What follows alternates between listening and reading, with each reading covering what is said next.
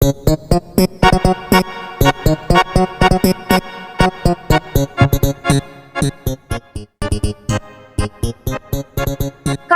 pinakasalan ng single mom.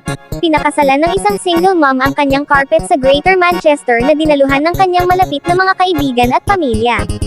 Nakipag-isang dibdib si Becky sa kanyang paboritong alpombra na pinangalan ng Matt at nag-e-enjoy siya sa nakaka-relax na honeymoon. Sa intimate hour-long service, si Becky, na nakasuot ng tradisyonal na puting damit pangkasal para sa okasyon, ay nangako sa harap ng lahat. Kung saan kanya umanong pararangalan at pangangalagaan si Matt till death us do part, mula sa isang taon ng kanilang kakatwang relasyon.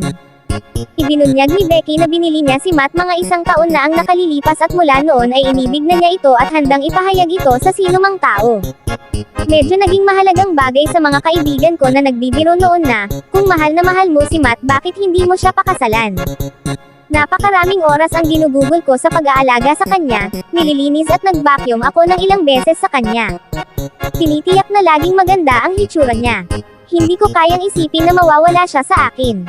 Gumagamit si Becky ng stain remover para alisin ang anumang dumi na maaaring naiwan ng kanyang dalawang maliliit na anak kay Matt, sa maghapon. Kapag ang mga bata ay nasa kama, madalas akong humiga sa kanya at sasabihin sa kanya ang aking pinaka-pribadong mga iniisip. I am a single mom, kaya naging confident siya at parang lagi akong nakakapag-isip ng maayos kapag magkasama kami. Ang masayang mag-asawa ay nagpakasal sa isang special service, pinangunahan ng isang celebrant sa Independent Fitters Carpet Store. Malapit ito sa tahanan ni Becky sa Stockport. Samantala, hindi lang si Becky ang tanging tao na nakatagpo ng kakaibang pag-ibig sa inanimate object.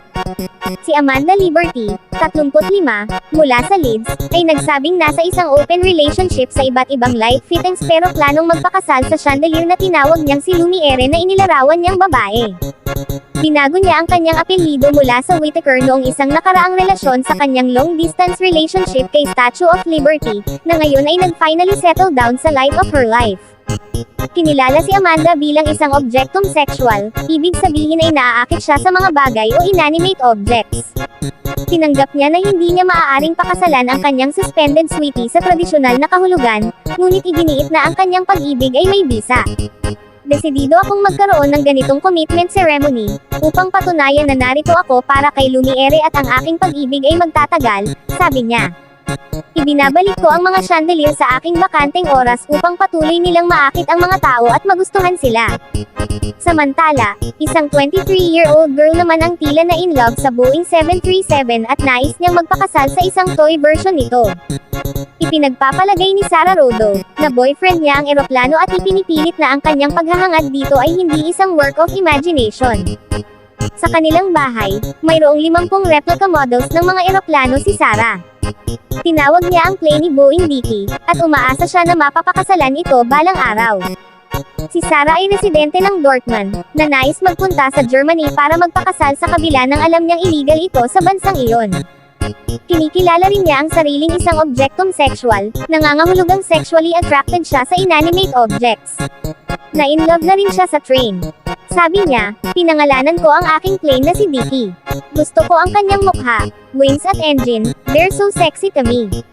May mga taong hindi umano naiintindihan ang kanyang pagmamahal pero nauunawaan iyon ng kanyang mga kaibigan at hinihikayat pa siyang maglantad.